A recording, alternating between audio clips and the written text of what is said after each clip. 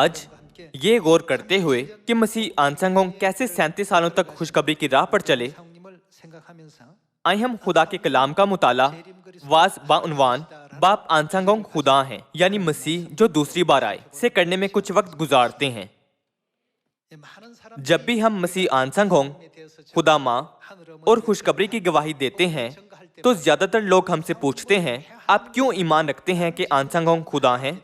बाज लोग सवाल पूछते हैं क्यों। उनके पूछने का मतलब है कि कैसे खुदा इस जमीन पर हमारी तरह जिस्म में आ सकते हैं। दूसरे अल्फाज में, जब आप ऐसे लोगों से मिलते हैं तो असल में जो वो पूछ रहे हैं ये है कि क्या वो महज आदमी नहीं है। जब भी हम ऐसे लोगों से मिलते हैं तो हमें वजह पर गौर करने की जरूरत है कि हम क्यों ईमान रखते हैं कि मसीह आनसंगोंग खुदा हैं और उन पर अपना ईमान कायम करें। आप क्यों ईमान रखते हैं कि आनसंगोंग खुदा हैं? जब हमसे अचानक सवाल पूछा जाए कि आप क्यों ईमान रखते हैं कि आनसंगोंग खुदा हैं, हमें किताबे मुकद्दस से वाज़े और दुरुस्त जवाब देने के लिए तैयार रहना चाहिए ताकि हम ये सोचते हुए घबरा ना जाएं कि आयात कहाँ हैं। हम जवाब दे सकते हैं कि मसीह आनसंगोंग खुदा हैं क्योंकि उन्होंने हमसे उस हमेशा की जिंदगी का वादा किया है जो सिर्फ खुदा ही दे सकते हैं, या वो खुदा हैं क्योंकि उन्होंने हमें गुनाहों की माफी बख्शी है जिसे देने का इख्तियार सिर्फ खुदा को ही है, या वो हमारे खुदा हैं क्योंकि उन्होंने नए अहद की मुनादी की थी जो सिर्फ खुदा ही कर सकते हैं। इसकी वजह ये है कि किताबे मुकद्दस और अंबिया ने गवाही दी है कि वो जो इन सब बातों को पूरा करता है खुदा है जिन्हें हमें कबूल करना है। किताबे मुकद्दस कहती है कि हमें खुदा को तब पहचानना है जब वो जिस्म में आदमी के तौर पर आते और हमारे दरमियान रहते हैं। जब 2000 साल पहले यीशु इस जमीन पर जिस्म में आए थे तो लोग उनके मुतालिक शकुको शुबहात से भरे यूं हैरान हुए थे कि क्या ये वाकई मसीह है, या ये फक्त एक नबी है, या महज एक उस्ताद है जो किताबे मुकद्दस की आयत अच्छी तरह जानता है। एक दिन यीशु ने अपने शागिर्दों से पूछा, लोग क्या कहते हैं कि मैं कौन हूँ? शागिर्दों ने जवाब दिया, बास कहते हैं एलिया और कुछ कहते हैं कि यर्मिया या नबियों में से कोई। यीशु ने अपने शागिर्दों से पूछा, लेकिन तुम्हारा क्या ख्याल है, तुम मुझे क्या कहते हो? लोग यीशु को एक नबी समझते थे या एक उस्ताद जो दीगर लोगों की निस्बत शरीयत का ज्यादा इल्म रखता है। ताहम पतरस ने कहा, तू जिंदा खुदा का बेटा मसीह है। खुदा के बेटे के हवाले से एक नबुवत यीशु के इस जमीन पर आने से 2000 साल कबल यसाया नबी के वसीले बख्शी गई थी। यसाया बाब 9 आयत 6 में यह लिखा है कि इसलिए हमारे लिए एक लड़का तवल्लद हुआ और हमको एक बेटा बख्शा गया और सल्तनत उसके कंधे पर होगी और उसका नाम अजीब मुशीर खुदाई कादिर अब्दियत का बाप सलामती का शहजादा होगा। क्या ये यसाया नबी के वसीले लिखा नहीं गया था? जब पतरस ने कहा, तू जिंदा खुदा का बेटा मसीह है, तो वो ये इकरार कर रहा था कि आप खुदा हैं जो इस जमीन पर बेटे के तौर पर आए हैं। यीशु कितने खुश हुए होंगे।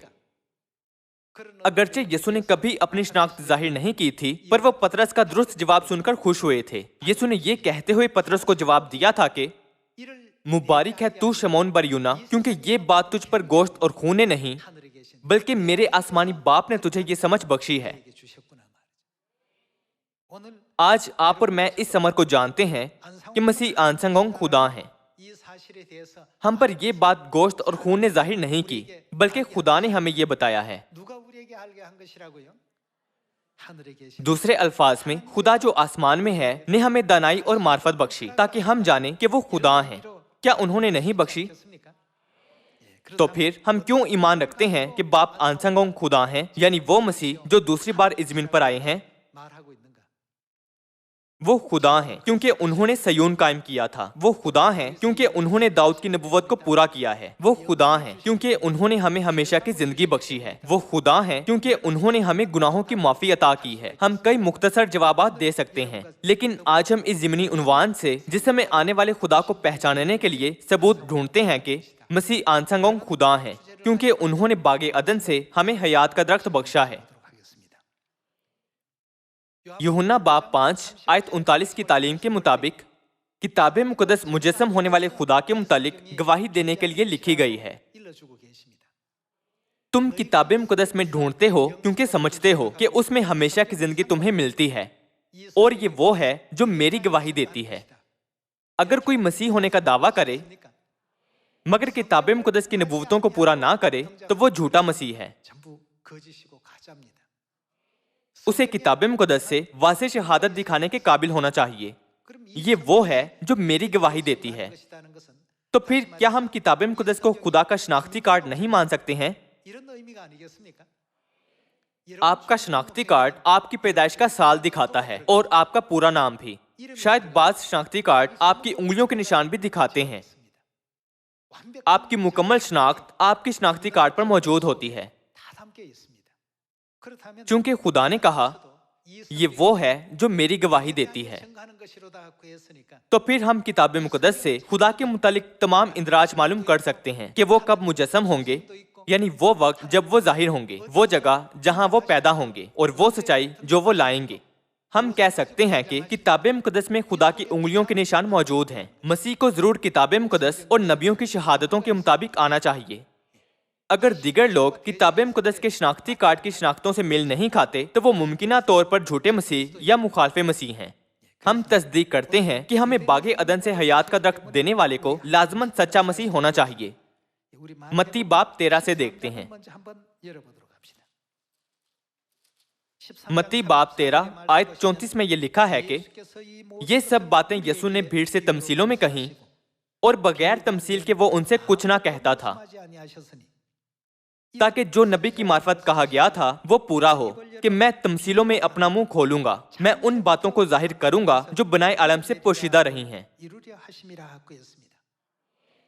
हम मत्ती बाब 13 आयत 35 में ये इजहार बयान बनाए आलम से पोशीदा रही हैं देख सकते हैं। इसका मतलब ये है कि ऐसे अहम भेद मौजूद हैं जिन्हें खुदा ने बनाए आलम से पोशीदा रखा है। किताब मुकद्दस की 66 किताबों में से क्या पैदाइश की किताब में बनाए आलम के बारे में दर्ज नहीं किया गया है? तो फिर हम पैदाइश की किताब से शुरू करते हुए एक एक करके खुदा की शनाख्त देखते हैं। चूंकि इस जमीन पर कई झूठे मसीह और झूठे नबी बहुत तेजी से जाहिर हो रहे हैं, इसलिए हमें सच्चे मसीह की शनाख्त का एहतियात से जायजा लेने की जरूरत है, जैसा कि ये उनके शनाख्ती कार्ड पर उन्हें पहचानने के लिए दर्ज है। मैं ये क्यों बयान कर रहा हूँ? इसकी वजह यह है कि बाप ने कहा था, अब से मुजस्सम होने वाले खुदा की मुनादी जांफशानी से करो। बाप के ये अल्फाज सुनने के बाद मैंने अमाल की सारी किताब पढ़ी। पढ़ते हुए मैंने गौर किया कि अहम तरीन पैगाम जिसकी तमाम रसूलों ने मुनादी की थी वो ये था कि यसू ही मसीह है। बेटे के जमाने में इस जमीन पर मुजस्सम होने वाले खुदा की मुनादी करना ही उनके लिए बहुत बड़ा खास काम था। तो फिर रूल कुद्स के जमाने में रहने वाले खुदा के लोगों के तौर पर हमें क्या करना चाहिए? क्या हम वाकई अपने जमाने में मुजस्सम खुदा जो कि मसीह आनसंग होंग हैं की मुनादी सब कौमों में जांफशानी से इब्तदाई कलीसिया की तरह कर रहे हैं? मैं ये नहीं कह रहा कि हम आसमानी बाप और आसमानी माँ के बारे में मुनादी नहीं कर रहे, ताहम निस्बतन जितना हमने सबत के दिन फसा और नए अहद की सच्चाई की मुनादी की है, मैंने महसूस किया कि हमने उतनी ज्यादा उनके बारे में मुनादी नहीं की है। ऐसी बहुत सी बातें हैं जिनके बारे में हम मुताला कर सकते हैं। ताहम अब हम पैदाइश बाब 2 की तरफ जाते हुए नेकोबत की पहचान के दरख्त और हयात के दरख्त पर गौर करते हैं। पैदाइश बाब 2 आयत 8 में ये लिखा है कि और खुदावंद खुदा ने मशरिक की तरफ अदन में एक बाग लगाया और इंसान को जिसे उसने बनाया था वहां रखा। और खुदावंद खुदा ने हर दरख्त को जो देखने में खुशनुमा और खाने के लिए अच्छा था जमीन से उगाया, और बाग के बीच में हयात का दरख्त और नेकोबत की पहचान का दरख्त भी लगाया। खुदा ने बतौर अक्स जमीन पर बाग अदन लगाया था ताकि हमें इसकी हकीकत यानी अब्दी आसमान के बारे में सिखाएं। बागे अदन में खुदा ने हयात का दरख्त और नेकोबत की पहचान का दरख्त भी लगाया। मत्ती बाब 13 में खुदा ने कहा कि वो तमसीलों में बातें करते हैं, इसलिए बागे अदन में जो कुछ हुआ था वो भी एक तमसील है जिसमें अहम नबुवती मफहूम मौजूद है। मुकाशफा बाब 12 में खुदा ने हवा को बहकाने वाले सांप की यूं तफसीर कर रखी है कि वही पुराना सांप जो इब्लीस और शैतान कहलाता है। इसके जरिए क्या हम समझ नहीं सकते कि बागे अदन में जो कुछ हुआ था एक तमसील है?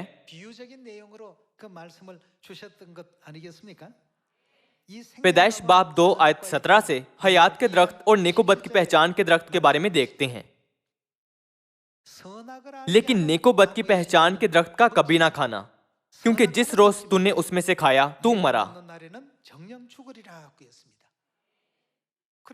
ताहम पैदाइश बाब 3 में हम आदम और हवा का अंजाम, शैतान की आजमाइश में पड़ना और नेकोबद की पहचान के दरख्त में से खाना देख सकते हैं।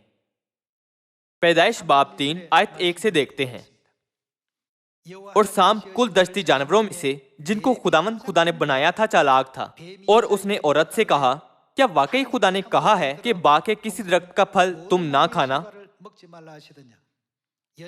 औरत ने सांप से कहा कि बाग के दरख्तों का फल तो हम खाते हैं, पर जो दरख्त बाग के बीच में है उसके फल की बाबत खुदा ने कहा है कि तुम ना तो उसे खाना और ना छूना, वरना मर जाओगे। तब सांप ने औरत से कहा कि तुम हरगिज ना मरोगे, बल्कि खुदा जानता है कि जिस दिन तुम उसे खाओगे तुम्हारी आंखें खुल जाएंगी और तुम खुदा की मानिंद नेकोबद की जानने वाले बन जाओगे। औरत ने जो देखा कि वो दरख्त खाने के लिए अच्छा और आंखों को खुशनुमा मालूम होता है और अकल बख्शने के लिए खूब है, तो उसके फल में से लिया और खाया और अपने शोहर को भी दिया और उसने खाया। तब दोनों की आंखें खुल गईं और उनको मालूम हुआ कि वो नंगे हैं, और उन्होंने अंजीर के पत्तों को सीकर अपने लिए लुंगियां बनाईं।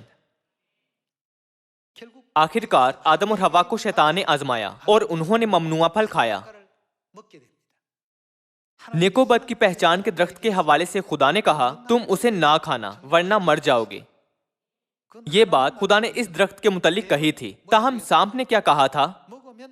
उसे खाकर तुम हरगिज ना मरोगे। जो बात खुदा ने कही थी उसने खुदा के खिलाफ बात कही। आखिरकार आदम और हवा ने मौरूसी गुनाह करते हुए नेकोबद की पहचान के दरख्त से खा ही लिया।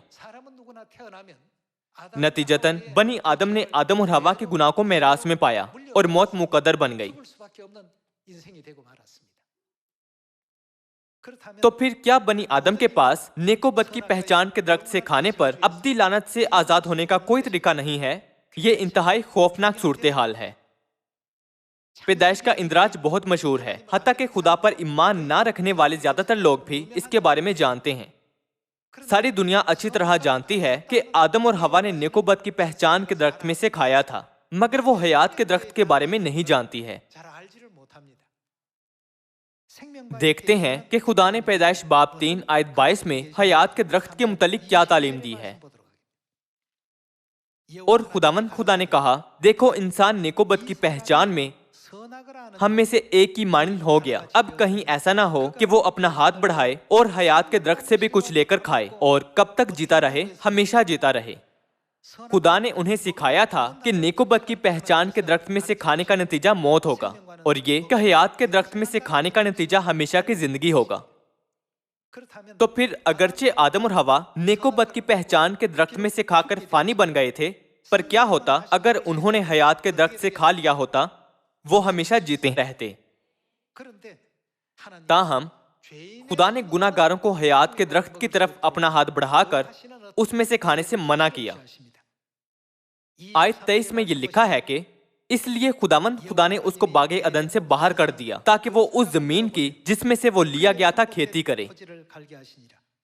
चुनाचे उसने आदम को निकाल दिया और बागे अदन के मशरिक की तरफ क्रोबियों को और चौगिर्द घूमने वाली 16 जन तलवार को रखा कि वो खुदा ने किसकी राह की हिफाजत की थी, जिंदगी के दरख्त की राह की हिफाजत करें।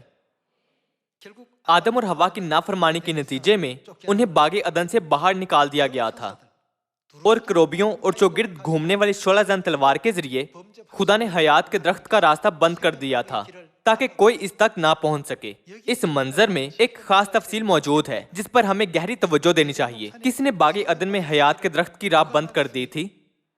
ये खुदा थे जिन्होंने अपने हुक्म के मुताबिक राह बंद कर दी थी। तो फिर किसके पास राह खोलने का इख्तियार है? सिर्फ खुदा हयात के दरख्त की बंद राह खोल सकते हैं। आप सब फिल्मों और ड्रामों में खा मर्द या औरत हर कोई अपना किरदार अदा करता है। कई मुख्तलिफ किरदार होते हैं। मरकजी किरदार के वालिदैन, मरकजी किरदार के दोस्त या हत्ता कि मरकजी किरदार का दुश्मन। हर कोई मुख्तलिफ किरदार अदा करता है। इसी तरह किताब मुक़द्दस हमें सिखाती है कि सिर्फ खुदा ही हयात के दरख्त की राह खोलने का किरदार अदा कर सकते हैं। किसी भी मर्द या औरत को सिर्फ इस बिना पर यह किरदार नहीं दिया जा सकता कि उसने किताब मुक़द्दस को करोड़ों बार पढ़ा है। ये किरदार सिर्फ खुदा ही अदा कर सकते हैं जब वो जिस्म में आते हैं। इसकी वजह यह है कि ये खुदा का फरमान था कि हयात के दरख्त की राह को बंद किया जाए। किसी के पास ये इख्तियार नहीं कि वो खुदा के फरमान पर असरअंदाज हो। किसी कदीम रियासत में क्या एक बादशाह के फरमान का बड़ा इख्तियार नहीं होता था? हत्ता कि अगर एक नाजिम कहे कि मैं बादशाह का फरमान मानने से इनकार करता हूँ तो वो मार डाला जाएगा। हर एक को बादशाह का हुक्म मानना होता है। अगर नन्हे सैयारे जमीन पर रहने वाले बनी आदम का ऐसा मामला है तो आसमान से खुदा के हुक्म के बारे में क्या ख्याल है? क्या पूरी कायनात में कोई है जो खुदा के हुक्म की नाफरमानी करने की जुर्रत करे? ऐसा कोई नहीं है। चूंकि खुदा ने कहा राह बंद कर दो, तो फिर कौन है जो कह सकता है कि राह खोल दो ताकि हयात के दरख्त की राह खुल जाए? ये सिर्फ खुदा ही है, क्या ऐसा नहीं? लिहाजा अगर कोई आपसे पूछता है कि आप क्यों ईमान रखते हैं कि आंसांगोंग खुदा हैं, तो आपको उन्हें ये कहते हुए हयात के दरख्त के बारे में बयान करना चाहिए कि किताब मुक़द्दस के मुताबिक सिर्फ जो हयात के दरख्त की राह खोल सकते हैं वही खुदा हैं। हयात के दरख्त और नेकुबत की पहचान के दरख्त के बारे में मत्ती बाब 13 क्या कहता है? ये कहता है कि ये तमसील है। सांप इब्लीस को जाहिर करता और आदम आने वाले मसीह को जाहिर करता है। तो फिर क्या हमें मालूम नहीं करना चाहिए कि हयात का दरख्त किसको जाहिर करता है? हयात के दरख्त की हकीकत कौन है जिसे हमें हमेशा की जिंदगी हासिल करने के लिए खाना चाहिए? इन सवालात के जवाबात मालूम करने के लिए आइए हम देखें कि यूहन्ना बाब 6 आयत 53 में खुदा हमें क्या सिखाते हैं। यीशु ने उनसे कहा, मैं तुमसे सच कहता हूं कि जब तक तुम इब्ने आदम का गोश्त ना खाओ और उसका खून ना पियो, तुम में जिंदगी नहीं। जो मेरा गोश्त खाता और मेरा खून पीता है उसकी क्या है? हमेशा की जिंदगी उसकी है। हम यूहन्ना बाब 6 का एहतियात से जायजा लेते हैं। पैदाइश की किताब की तारीख के मुताबिक खुदा ने बनी आदम को हमेशा की जिंदगी हयात के दरख्त से खाने पर हासिल करना बख्शा था। यूहन्ना बाब 6 में खुदा की तालीम के मुताबिक 2000 साल पहले कौन जिस्म में जमीन पर आए थे? खुदा ने क्या कहा था कि हम उनका गोश्त खाकर और उनका खून पीकर क्या हासिल कर सकते हैं? उन्होंने कहा, जो कोई इब्ने आदम का गोश्त खाता और उसका खून पीता है, हमेशा की जिंदगी उसकी है। जिस तरह बागे अदन में हमेशा की जिंदगी हासिल करने का सिर्फ एक ही तरीका था, उसी तरह यीशु ने सिर्फ एक ही तरीका कायम किया था जिससे हम हमेशा की जिंदगी हासिल कर सकते हैं। पुराना अहदनामा अक्स है और नया अहदनामा उसकी हकीकत है। नए अहदनामा में यीशु का गोश्त और खून हयात के दरख्त की हकीकत है, जो कि पुराने अहदनामा में अक्स के तौर पर जाहिर हुआ है। इसकी वजह यह है कि खुदा ने कहा था कि अगर तुम बागे अदन से हयात का दरख्त खा लो तो तुम हमेशा की जिंदगी पाओगे। और यूहन्ना बाब 6 में खुदा ने यह भी कहा कि अगर तुम इब्ने आदम का गोश्त खाओ और खून पियो तो हमेशा की जिंदगी तुम्हारी होगी। दूसरे अल्फाज में तमसील में हयात के दरख्त की हकीकत यीशु का गोश्त और खून है, जो कि यीशु खुद ही हैं। हम किताब मुक़द्दस से इसकी तस्दीक कर सकते हैं। आयत 54 से जारी रखते हैं, और मैं उसे आखिरी दिन फिर जिंदा करूंगा, क्योंकि मेरा गोश्त फिल हकीकत खाने की चीज और मेरा खून फिल हकीकत पीने की चीज है। जो मेरा गोश्त खाता और मेरा खून पीता है वो मुझ में कायम रहता है और मैं उसमें। जिस तरह जिंदा बाप ने मुझे भेजा और मैं बाप के सबब से जिंदा हूं, उसी तरह वो भी जो मुझे खाएगा मेरे सबब से जिंदा रहेगा। ये लिखा है कि जो यीशु को खाएगा वो जिंदा रहेगा। इसलिए हम आसानी से समझ सकते हैं कि बागे अदन से हयात का दरख्त यीशु ही है। तो फिर आयत 58 की तरफ जाते हैं। जो रोटी आसमान से उतरी यही है, बाप दादा की तरह नहीं कि खाया और मर गए। जो ये रोटी खाएगा वो अब तक जिंदा रहेगा।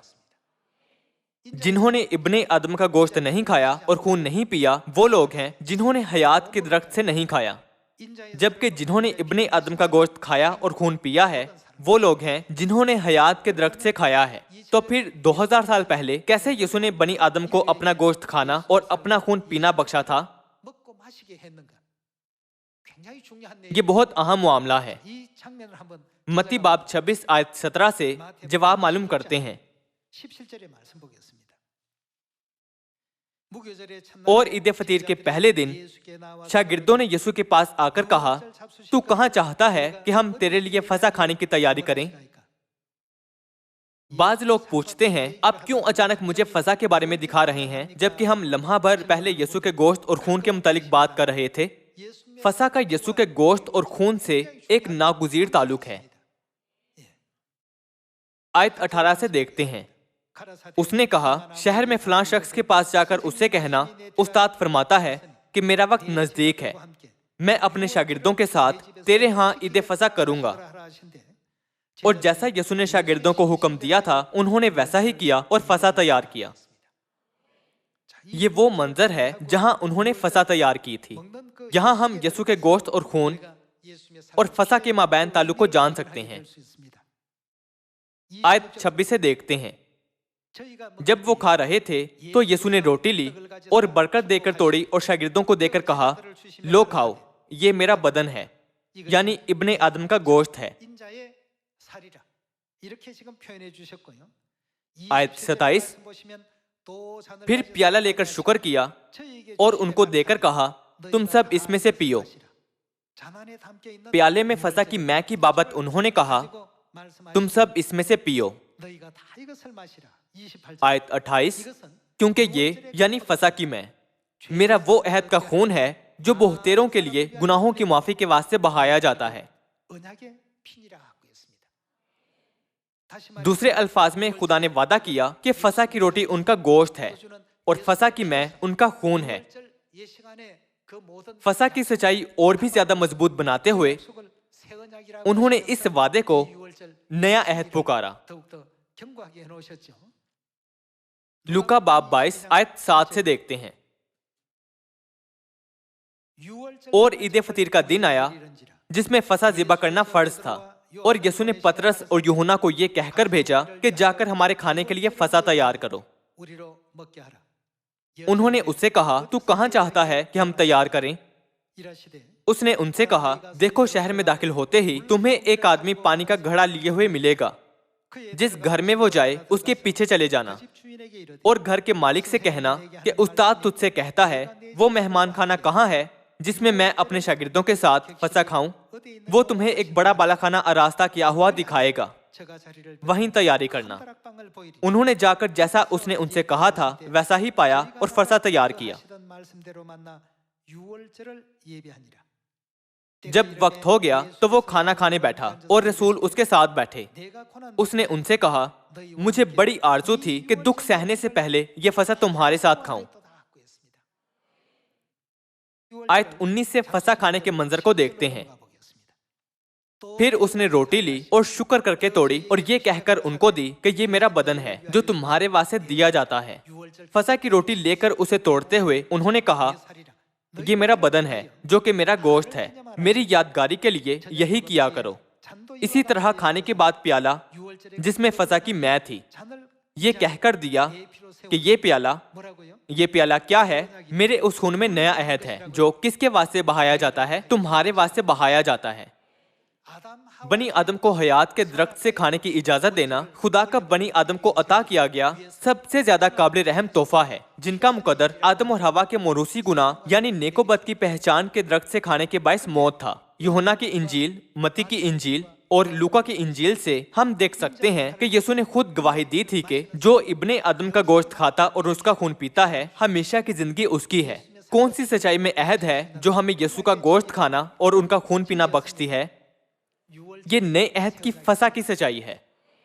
तो फिर जहां कहीं नए अहद की फसह की सच्चाई है, वहां और क्या होना चाहिए? वहां हयात के दरख्त की राह भी जरूर होनी चाहिए। हम हर साल फसह मना रहे हैं, लिहाजा हम कह सकते हैं कि हम हर साल हयात के दरख्त से खा रहे हैं। ताहम क्या हम खुदा की इजाजत के बगैर हयात के दरख्त से खा सकते हैं? नहीं, हम हरगिज इससे खा नहीं सकते। तो फिर इसका क्या मतलब है कि हम अब हयात के दरख्त से खाने के काबिल हैं? कौन दोबारा आया है और हमें हयात के दरख्त से खाने की इजाजत दी है?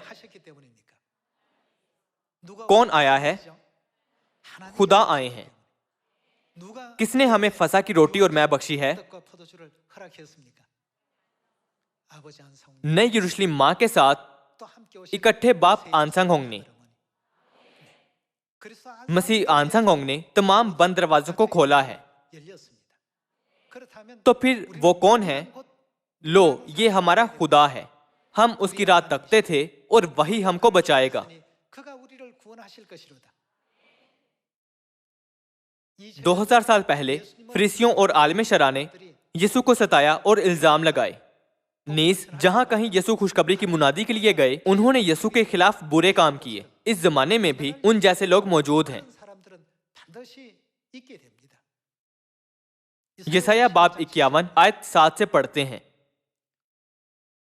ऐ सदाकत शिनासो, मेरी सुनो। ऐ लोगो जिनके दिल में मेरी शरीयत है, इंसान की मलामत से ना डरो और उनकी ताना जाने से हिरासा ना हो।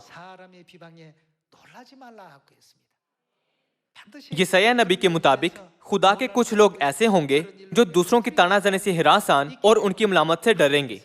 इसलिए खुदा ने हमें पेशतर ही उनके बारे में खबरदार किया है। आयत 8, क्योंकि कीड़ा उनको कपड़े की मानंद खाएगा और किर्म उनको पश्मीना की तरह खा जाएगा, लेकिन मेरी सदाकत अब तक रहेगी और मेरी निजात पुश्त दर पुश्त। जाग जाग ए खुदावंद के बाजू, तवानाई से मुलबस हो। जाग जैसा कदीम जमाने में और गुज़िश्ता पुश्तों में।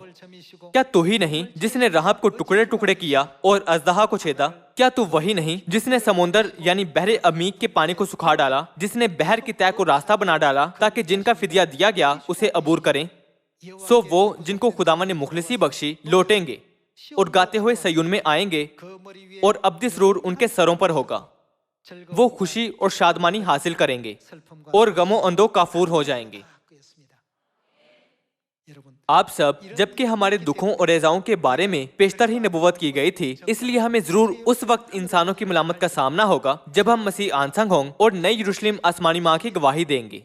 आदमियों की मलामत होगी क्योंकि इसकी नबुवत की गई थी।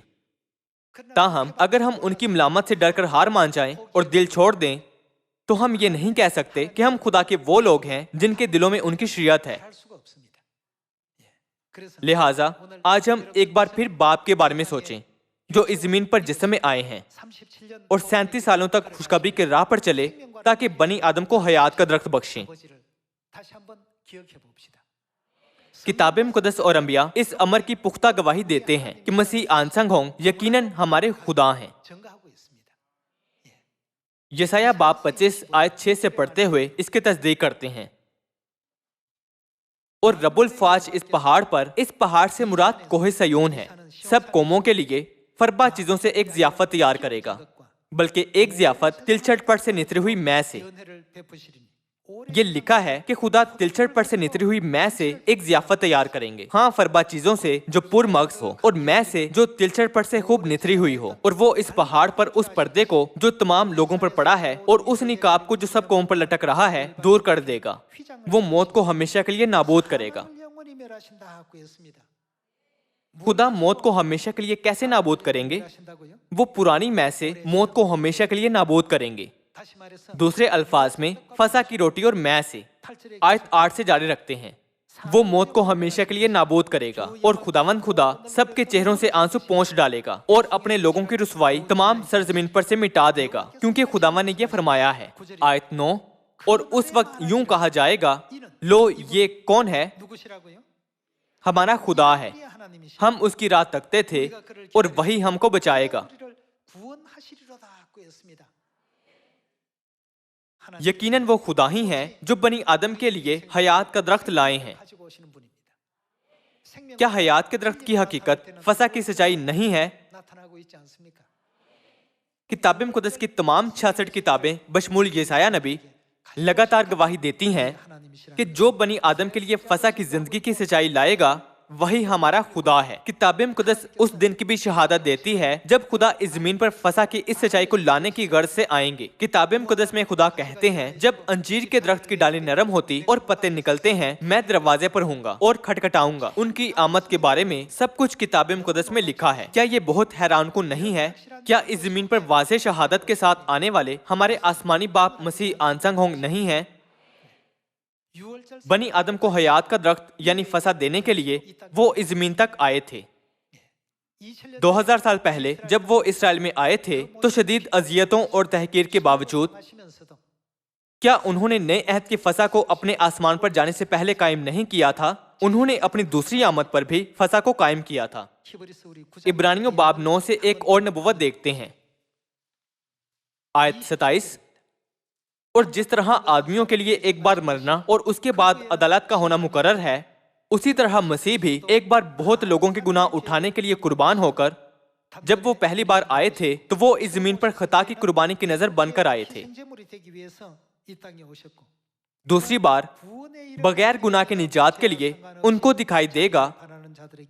किताब मुकद्दस क्या कहती है? मसीह जाहिर होंगे जो उसकी राह देखते हैं। अगर वो दूसरी बार इस जमीन पर ना आते तो क्या बनी आदम को निजात बख्शी जाती? नहीं, बनी आदम को कभी निजात ना बख्शी जाती, क्योंकि यीशु के आसमान पर उठाए जाने के बाद शैतान ने मुकम्मल तौर पर सच्चाई को चौथी सदी में बर्बाद कर दिया था।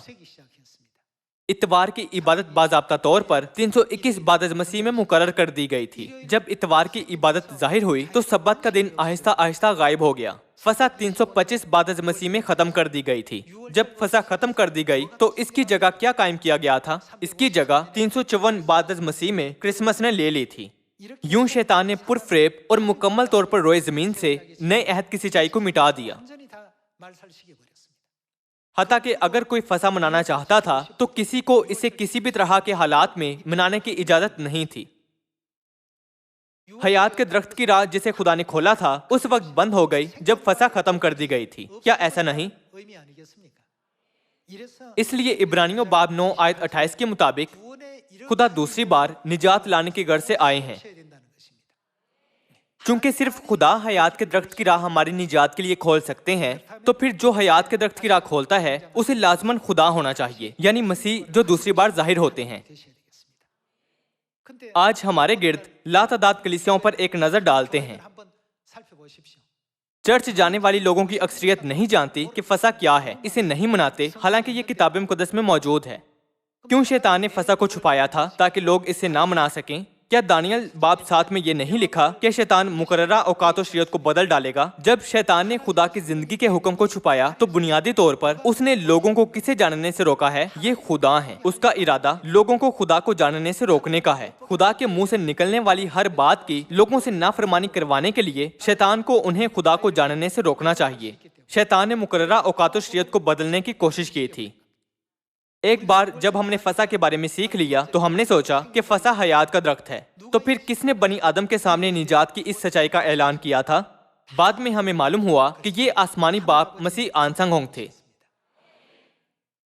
इसीलिए यसाया नबी ने यसाया बाब 25 में लिखा था कि लो ये हमारा खुदा है, हम उसकी राह तकते थे और वही हमको बचाएगा।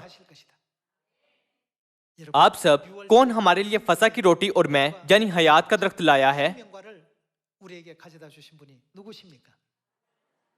ये बाप आनसंग होंग हैं। तो फिर वो कौन है? वो वही हैं जिनकी किताब मुकद्दस गवाही देती है।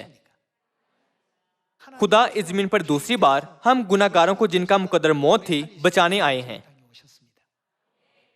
सिर्फ अपने फर्जंदों को बचाने के मकसद से वो इस जमीन पर नए अहद की फसा का ऐलान करने और हमें सिखाने आए हैं। फसा की इस सच्चाई को मानकर अब हमारे पास निजात और आसमान की वो बादशाही है जो हमारा इंतजार कर रही है। हम इस उम्मीद और खुशी से जिंदगी गुजार रहे हैं। बाप आनसंग होंग सच्चे खुदा हैं। आए हम ये मुनादी करके सामरिया और जमीन की इंतहा तक अपने बाप की गवाही देने की हर मुमकिन कोशिश करें। मैं आप सबसे खुलूसे दिल से कहता हूँ कि सयून के वो फर्जंद बने जो इस आखिरी खुशखबरी की मुनादी अपने सारे दिल से करें। मुझे उम्मीद है कि आज के वाज से आपने ज्यादा फजल हासिल किया है। आपका बहुत शुक्रिया।